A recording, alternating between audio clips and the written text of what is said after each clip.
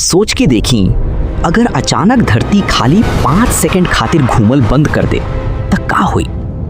धरती अभी लगभग 1600 किलोमीटर प्रति घंटा के रफ्तार से घूम रहल बा।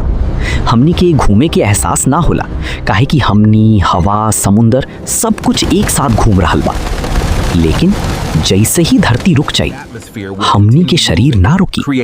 सब आदमी, गाड़ी, जहाज, हवा हजारों किलोमीटर के स्पीड से आगे उड़ जाए लगी। शहर के शहर तबाह हो जाए, बड़ बड़ बिल्डिंग पल भर में गिर पड़े।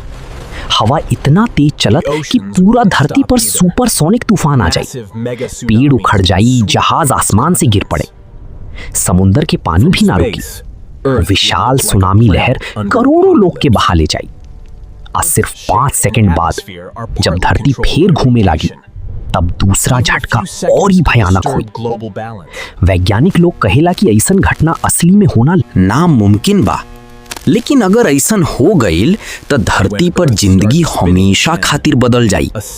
यही से याद रखी, धरती के लगातार घूमत रहना ही हमनी के जिंदगी बचौले बा।